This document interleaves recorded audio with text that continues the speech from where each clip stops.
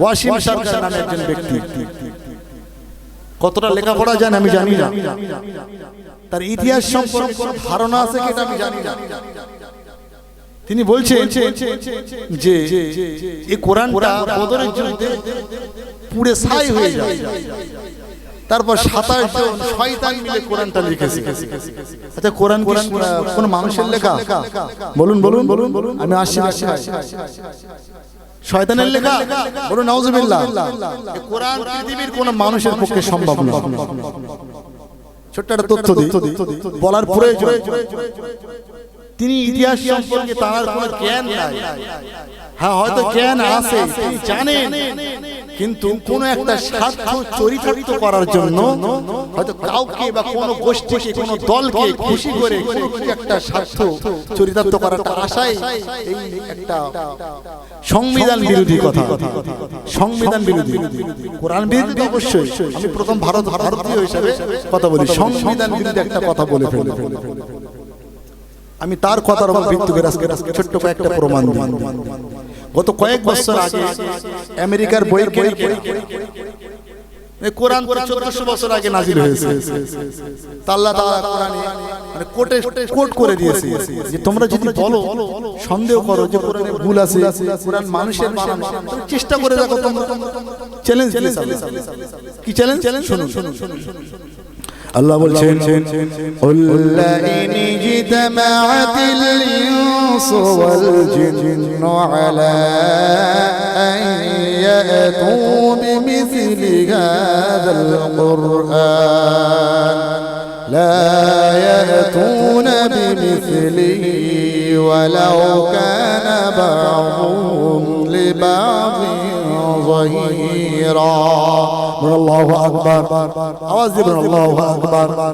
কুল্লা in জিতামাআতিল ইনসু ওয়াল জিন্নু, ও নবী আপনি বলে দেন, পৃথিবীর মানুষের কাছে বলে দেন, ইন জিতামাআতিল ইনসু, মানব জাতির কাছে বলে দেন, ওয়াল জিন্নু, আর জিন জাতিদেরকে বলে দেন, আলা আয়াতু বিমিসলি হাযাল কুরআন, ও দুনিয়ার সমগ্র মানব জাতি তোমরা সকলে একত্রিত হও, আর জিন জাতি একত্রিত হও। তোমরা মানুষেরা জিনদেরকে সাহায্য করো, আর জিনরা তোমরা মানুষদেরকে সাহায্য করো। সকলে একত্রিত হয়ে সাহায্য করে আলা আয়াতু বিমিসলি হাযাল কুরআন, আমার এই কোরআনের অনুরূপ একটি কোরআন তোমরা বানিয়ে দেখাও।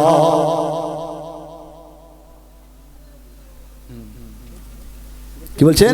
আল্লাহ তাআলা কথা শুনছেন তো নাকি? বুঝতে পারছেন? আওয়াজ দেন।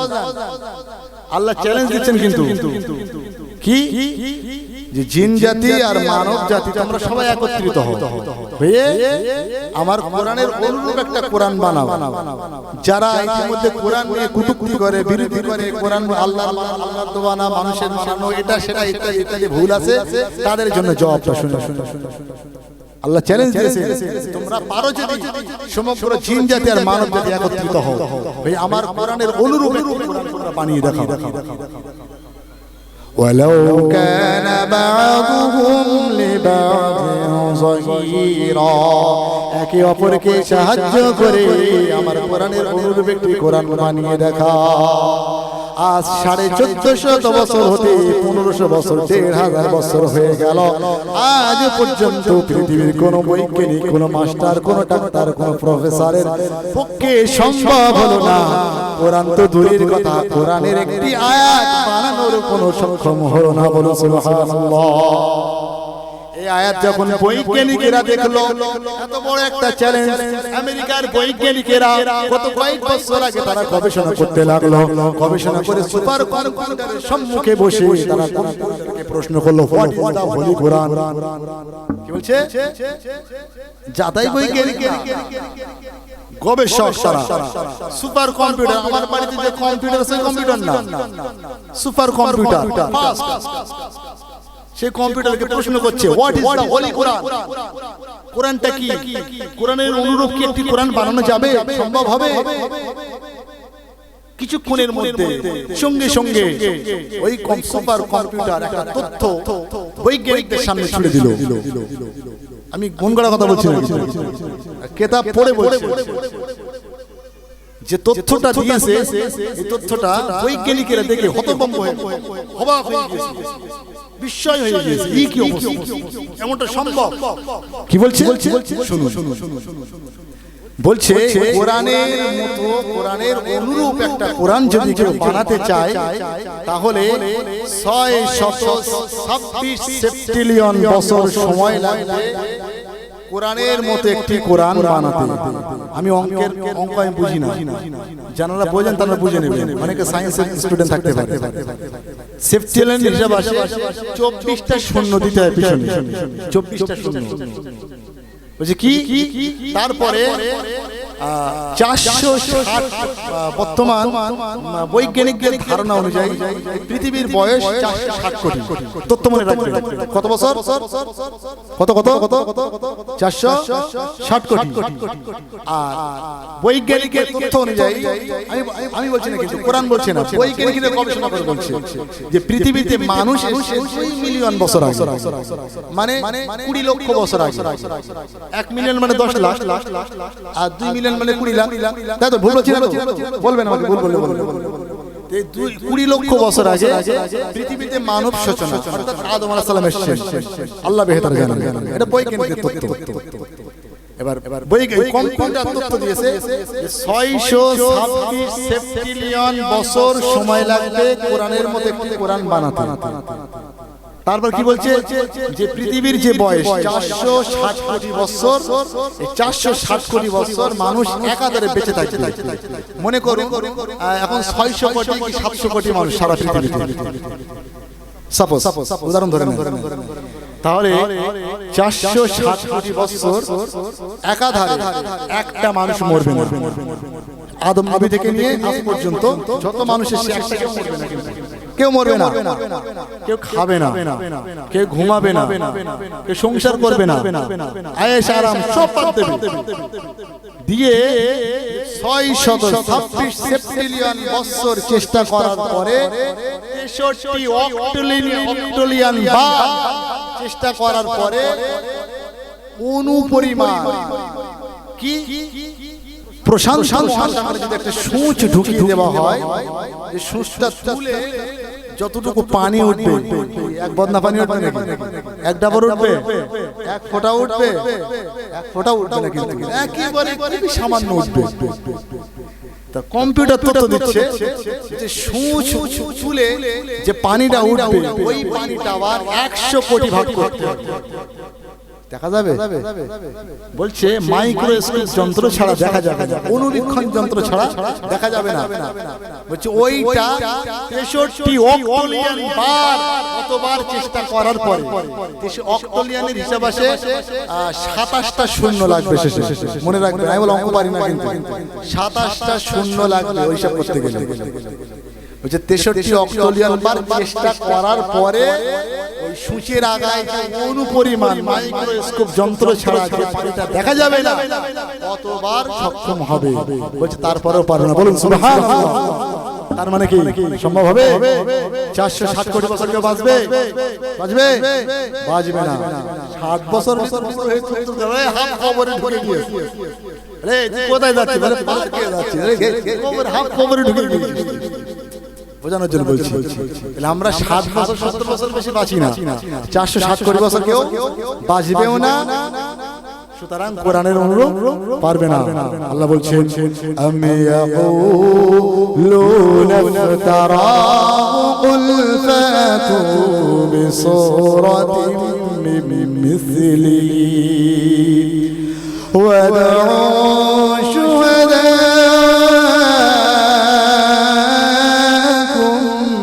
মিন দুনিল্লাহ ওয়া দা'উ শুহাদাকুম মিন দুনিল্লাহি ইন কুনতুম সাদিকিন। আল্লাহু আকবার, আওয়াজ দিয়ে বলুন আল্লাহু আকবার। আল্লাহ তাআলা বলেন আমি ইয়াকুলুন ইফতারা, ও নবী বলেন তারা কি বলে কোরআন আপনার বানানো। ও নবী আপনি কাফেরদেরকে বলে দেন যারা আমার কোরআন নিয়ে সন্দেহ পোষণ করে, যারা আমার কোরআনকে বলে আল্লাহর বানানো, আল্লাহর কোরআন না, যারা আপনাকে বলে আপনার বানানো কোরআন, ও নবী আপনি তাদেরকে বলে দেন আম ইয়াকুলুন ইফতারা, তারা যে সন্দেহ পোষণ করে আপনি বলেন উল ফাতু বিসূরাতিন মিন মিসলিহি। ও দুনিয়ার মানুষেরা, ও তোমরা যারা কোরআনকে সন্দেহ করো, কোরআন মুহাম্মাদের বানানো আল্লাহর দেওয়া কোরআন না, তোমরা একবারের জন্য চ্যালেঞ্জটা গ্রহণ করো উল ফাতু বিসূরাতিন মিন মিসলিহি। পুরো কোরআনটা 114টি সূরা না, 30টা পারা না, 7টা মঞ্জিল না, পুরো একটা সাফা না, ছোট্ট একটি সূরা বানিয়ে দেখাও। আগে বলেছিলেন কোরআনের অনুরূপ কোরআন একটা বানিয়ে দেখাও, আল্লাহ চ্যালেঞ্জটা আরো সহজ করে দিয়েছে। যে বলছেন পুরো কোরআন লাগবে না, একটা সূরা বড় সূরা লাগবে না, একটা পারা লাগবে না, কোরআন মাজিদের একটা ছোট্ট সূরা বানিয়ে দেখাও। শুহাদাকুম মিন দুনিল্লাহ ইন কুনতুম সাদিকিন। তোমরা যে দাবি করছো যে কোরআনটা আমার নবীর বানানো, তোমাদের দাবিতে যদি সত্যবাদী হও তাহলে একটা ছোট্ট সূরা বানিয়ে দেখাও। যখন এই আয়াতটা নাযিল হলো, মক্কার কাফেররা উঠে পড়ে লেগে গেল নবী মুহাম্মদকে মিথ্যা বলে প্রমাণ করতে হবে কোরআনটা মুহাম্মাদের বানানো। তাহলে আমরা যদি প্রমাণ করতে পারি তাহলে আমাদের জিয়াদটা বেঁচে যাবে। আমরা যে মক্কার ওই জাহিলিয়াতের যুগে যে প্রথা চালিয়ে রেখেছিলাম ওটা চালু হয়ে থাকবে। এমন ভাবে মক্কার কাফেররা তারা প্রতিযোগিতা লাগিয়ে দিল যে কে একটা সূরা বানাতে পারবে। বুঝতে পারছেন না? আমরা মাঝে প্রতিযোগিতা দিই, কিরাত প্রতিযোগিতা, কে কত ভালো পড়তে পারবে, যে ভালো পড়বে তাকে প্রাইজ দেব। আর যেই এই আয়াতটা নাযিল হয়েছে কাফেররা সবাই লেগে গিয়েছে যে কে আগে একটা সূরা বানিয়ে দেখাতে পারবে। আর ওই জাহিলিয়াতের যুগে একটা বড় বড় চলন ছিল যে সেই সময় মানে কবি সাহিত্যিকদের খুব প্রভাব ছিল। অনেক সময় হয়ে গেল,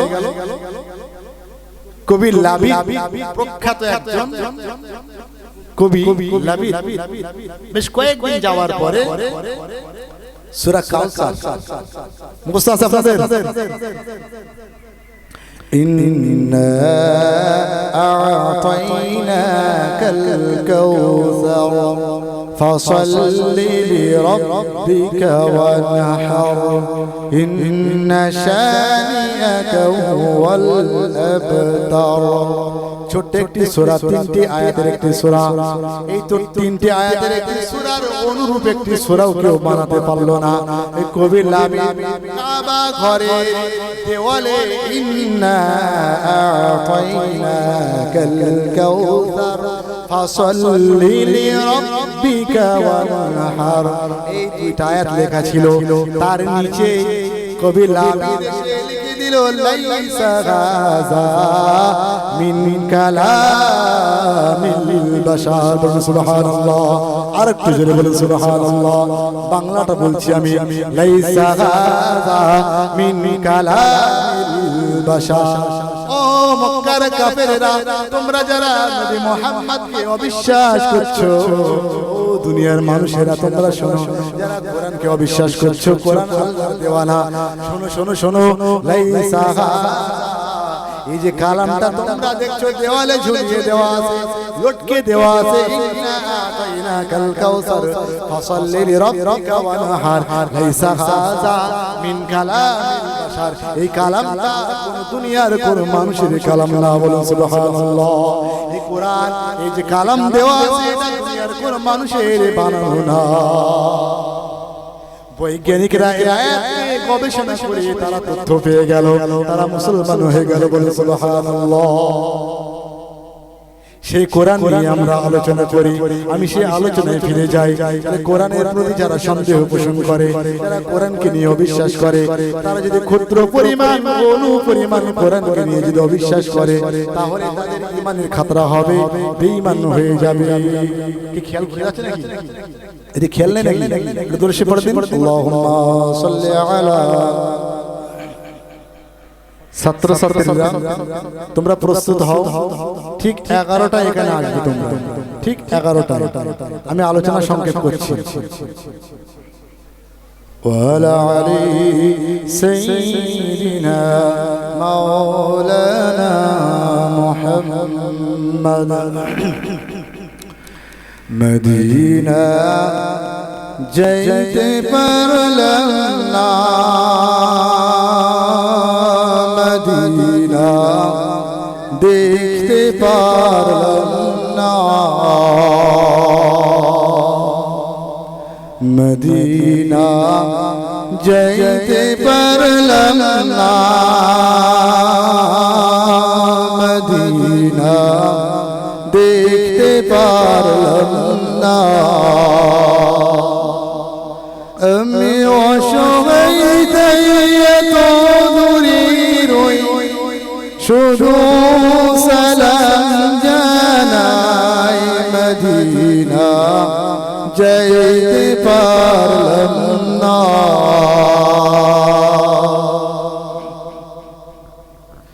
মদিনা নাম কত সুন্দর,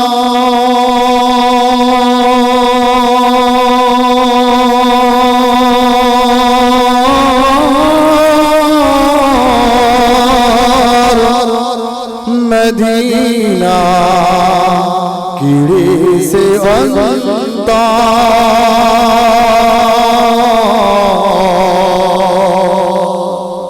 কি মদিনা নাম সুন্দর না? মদিনা নাম সুন্দর তো নাকি? মদিনা নাম কত সুন্দর,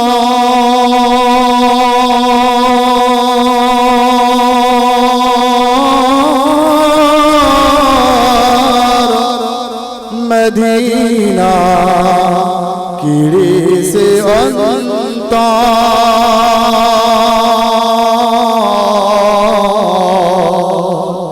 সেই মদিনার পথের ধুলি আমি, সেই মদিনার পথের ধুলি আমি মাখতে পারলাম না, মদিনা যাইতে পারলাম না, মদিনা দেখতে পারলাম না।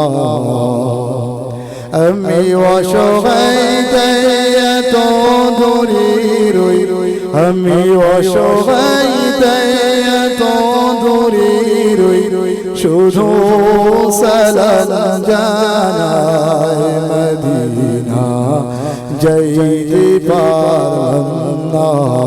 আল্লাহুম্মা সাল্লি আলা, খুব মহব্বতের সঙ্গে পড়ে, আওয়াজ দিয়ে পড়ে।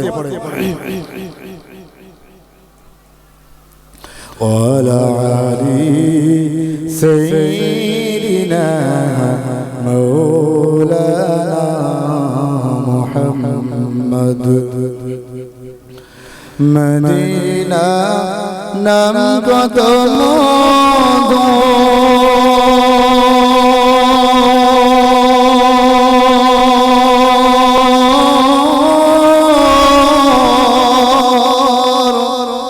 মদিনা আর যে কত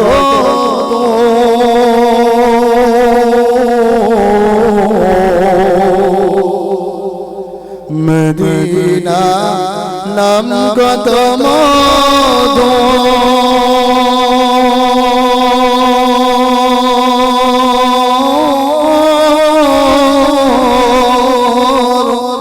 মদিনা আর যে কত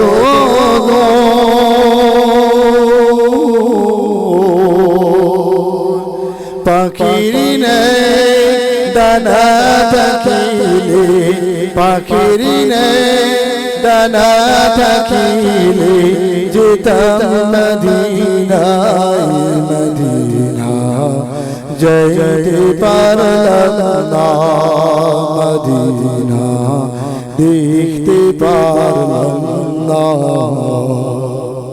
আমি অসহায় এত দূরে রই আমি অসহায় এত দূরে রই শুধু সালাম জানাই মদিনা যাইতে পারলাম না আল্লাহুম্মা সাল্লি আলা মুহাম্মদ সিং আওয়াজ দিয়ে পড়ি وعلى آل سيدنا مولانا محمد আলোচনা মনে আছে কথা ছিলাম বলুন তো কথা ছেড়ে এসেছি হে আবু লাহাব ছেড়ে এসেছি এইবারে যখন মক্কার কাফেররা ওই আবু লাহাব সহ নবীজির দরবারে সাফা পর্বতের পাদদেশে যখন সমবেত হলো আর আবু লাহাব পাথর মেরে বলল তাবতালাকা ইয়া মুহাম্মদ তুমি ধ্বংস হও মুহাম্মদ আল্লাহ সহ্য করতে পারেন আল্লাহ সঙ্গে সঙ্গে সূরা লাহাব নাযিল করে দিয়ে আবু লাহাবের ধ্বংসের ভবিষ্যৎবাণী করে দিয়েছেন বলেন সুবহানাল্লাহ কি ধ্বংস তাবাত ইয়াদা আবি লাহাবি ওয়া তাব ধ্বংস হও আবু লাহাব তোমার হস্তদ্বয় ধ্বংস হও অর্থাৎ তোমার মাথা থেকে নিয়ে পা পর্যন্ত তুমি ধ্বংস হও তোমার দুনিয়া ধ্বংস হবে তোমার আখিরাত ধ্বংস হবে বিশ্বনবী যখন বললেন ইয়া আইয়ুহান নাস ওয়ে মানব সম্প্রদায় ক্বালু লা ইলাহা কুলু লা ইলাহা ইল্লাল্লাহ তোমরা বলো আল্লাহ ছাড়া কোনো মাবুদ নাই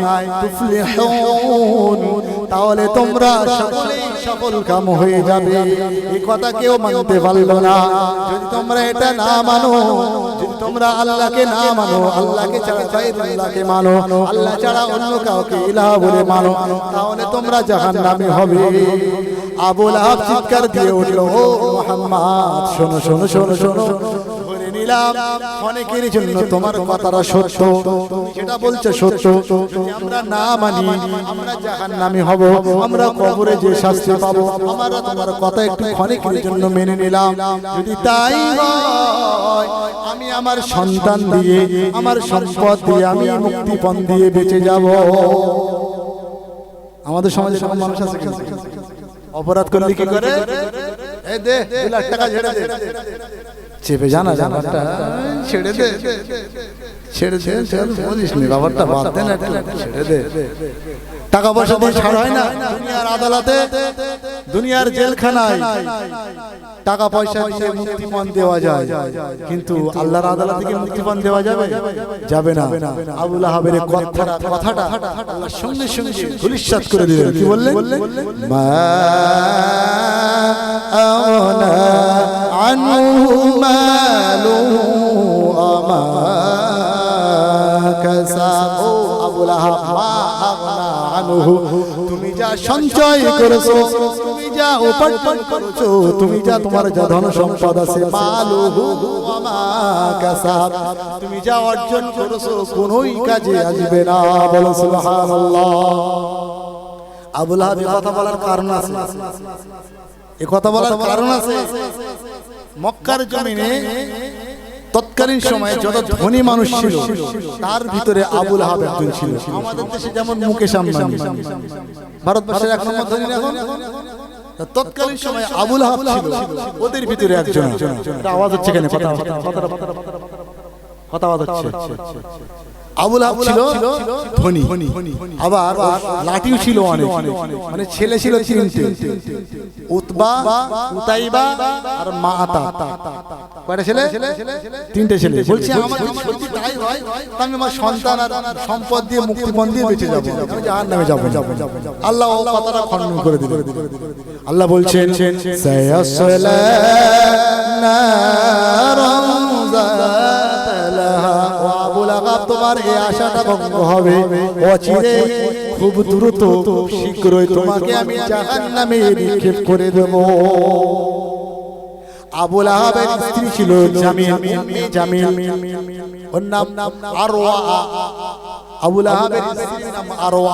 আরেকটা মতভেদ আছে, এই আরওয়ার নাম উম্মে জামিল করা হয়। কাঠ বহনকারী।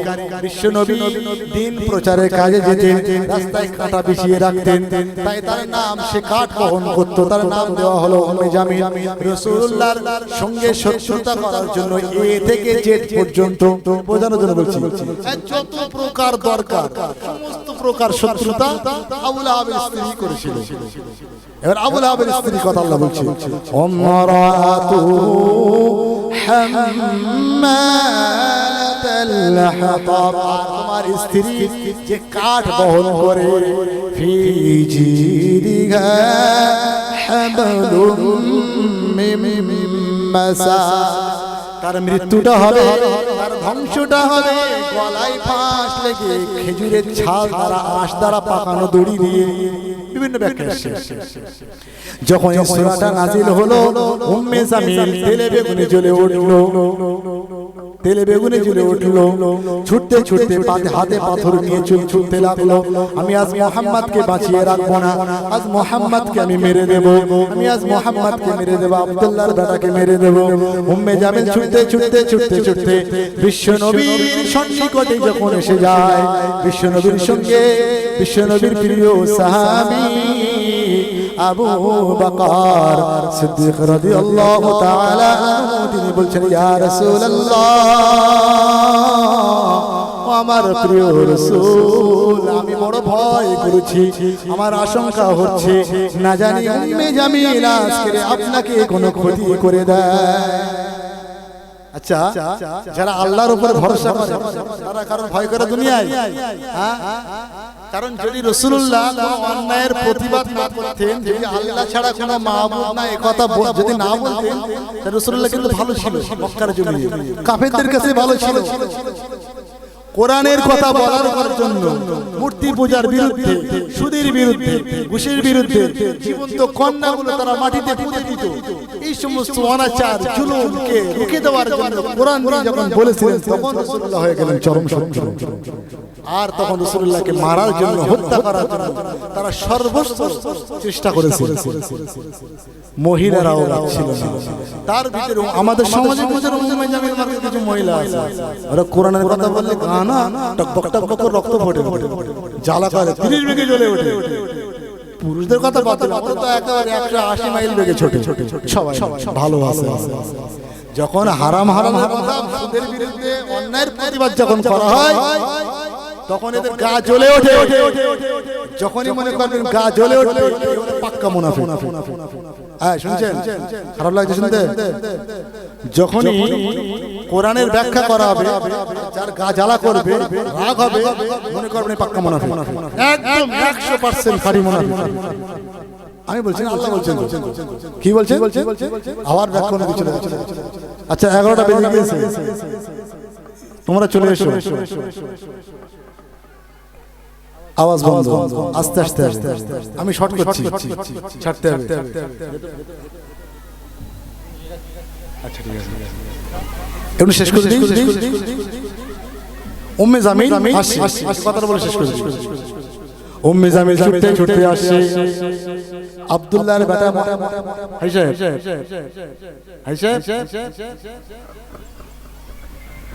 আব্দুল্লাহর বেটা মুহাম্মদকে আমি দুনিয়া থেকে বিদায় দিয়ে দেব। নবীজির প্রিয় সাহাবী আবু বকর সিদ্দিক রাদিয়াল্লাহু তাআলা আনহু ভয় পেলেন, ইয়া রাসূলুল্লাহ, ইয়া হাবিবাল্লাহ, আপনি একটু সাইডে চলে যান, আপনি আড়ালে চলে যান, না জানি উম্মে জামিল আপনাকে কোনো ক্ষতি করে দেয়।